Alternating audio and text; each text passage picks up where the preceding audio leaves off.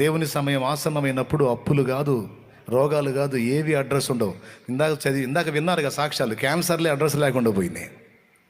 క్యాన్సర్లే address లేకుండా పోయి report cancer ఉందన్న రిపోర్టు, క్యాన్సర్ లేదని వచ్చిన నెగిటివ్ రిపోర్టు, పాజిటివ్ రిపోర్ట్ రెండు చూపించాడుగా. ఇందాక శామ్యూల్ అని చూపించింది అది. ఆయన తీసేయదలుచుకున్నప్పుడు, సమయం ఆసన్నమైనప్పుడు ఎంతలో రోగం కూడా నిన్ను వదిలిపెట్టి వెళ్ళిపోయింది. ఎంతలో అప్పులు కూడా అడ్రస్ లేకుండా పోతాయి. అస్సలు వాటిని లక్ష్య పెట్టొద్దు. నీకు ఒకటే, నువ్వు దేవునితో ఈరోజు చెప్పాలి, దేవా ఇదిగో నేనున్నాను. దేవుడు అడుగుతాడండి ఇట్లా. నీకు బైబిల్లో చూపించదా? ఇట్లా వెతుకుతాడు, ఇట్లా అడుగుతాడని ఒక్క వచనం చూపించి ప్రార్థన చేస్తా. దేవుడు ఇట్లా ఎత్తుక్కుంటాడు, ఇట్లా అడుగుతాడని ఒక వచనం చూపించి ప్రార్థన చేస్తా. సింపుల్. యెషయా గ్రంథం 6:8 అంతే. అప్పుడు నేను ఎవరిని పంపెదను? వాళ్ళంత ఈని శామ్యూల్.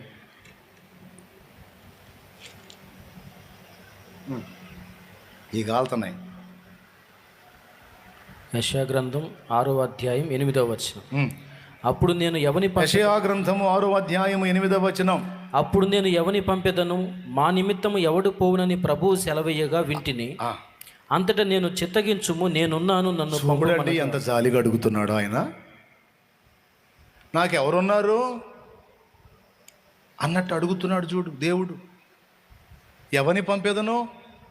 మా నిమిత్తం ఎవడు పోవును? నాకెవరున్నారు? బాబా ఎంత బాధాకరమైన విషయం. నేను ఏడ్చానండి దేవుని పాదాలు పట్టుకొని. నేనున్నానయ్యా, నేనున్నాను ప్రభువా, కానీ నాకంత తెలివి లేదు తండ్రి, నాకంత బలం లేదు, నాకంత నిగ్రహ శక్తి లేదు, నాకంత జ్ఞానం లేదు. కానీ నీ కోసం పరిగెత్తడానికి, నీ చిత్తం చేయడానికి ఇదిగో నేనున్నానయ్యా, నేనున్నాను ప్రభువా. సరే రా, చాలు, నేనున్నాను అన్నావుగా, రా, నేను నిన్నే పంపుతారా. నాకు జ్ఞానం లేదయ్యా, నేను ఇస్తా. నాకు తెలివి లేదయ్యా, నేను ఇస్తా. నాకు యోగ్యత లేదయ్యా, నా కృపనిస్తా. నాకు నిగ్రహ శక్తి లేదయ్యా, నేను ఇస్తా. నాకు అందుబాటులో ఉండవు. నువ్వు నన్ను ప్రేమిస్తున్నావు, నాకు చాలు. నేను పట్టించుకోకుండా లేనండి. నేను ఎవరిని పంపేదనో, మా నిమిత్తం ఎవడు పోవనంటే ఎవడనో పిలుస్తున్నాడే నాకెందుకు అనుకుంటా తిరగలేదు. నేనున్నానయ్యా అని ఆయన కాళ్ళు పట్టుకొని ఏడ్చా. కృప చూపాడు, నా బతుకు ధన్యమైంది. ఎందుకంటే అంత పొదుపు కొడతారు?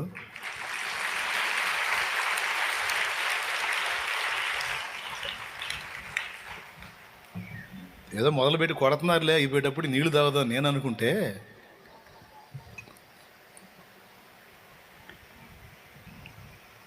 ఈ అంశం నిజంగా నీలో నాటబడితే నువ్వు బాప్తీసం పొందకుండా ఉండలేవు.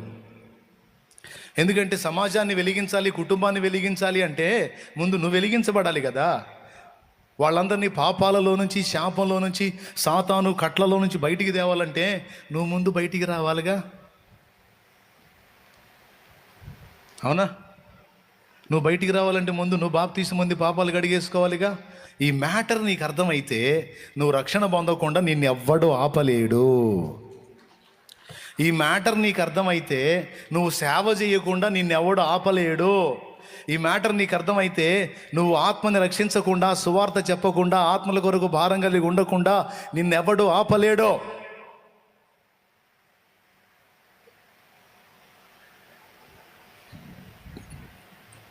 పంచభక్ష పరమాణాలు తిని బతికినా బాయ్, ఎన్నేళ్ళమ్మా బతికేదే? ఎన్నేళ్ళమ్మా? ఎగిరెగిరి బతికిన 30-40 ఏళ్ళు ఉంటాయమ్మా.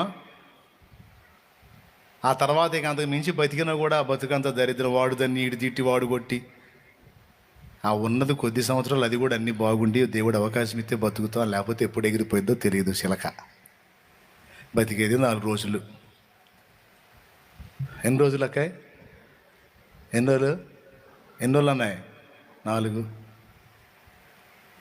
ఆయన కొరకు బతికి ఆయన చిత్తం చేసి సమాజాన్ని వెలిగించి సావాలి తమ్ముడా.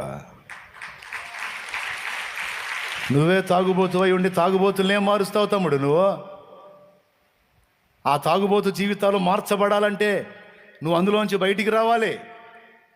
ఈ మధ్యకాలంలో ఒక తమ్ముడిని చూశాను నేను, ఇక్కడ ఏడో ఉండాలే, సుమలత భర్త. అడుగు రైట్, వెరీ నిలబడి భయంకరమైన త్రాగుడు వ్యసనానికి బానిసైన వ్యక్తి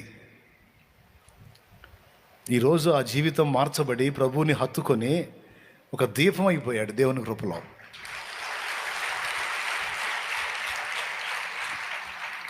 అనేక మందిని ప్రభు సువార్త చెప్పి తన మారిన జీవిత సాక్ష్యాన్ని చూపి అనేక మందిని కొంతమందిని తీసుకొచ్చి రక్షణ నడిపిస్తున్నాడు.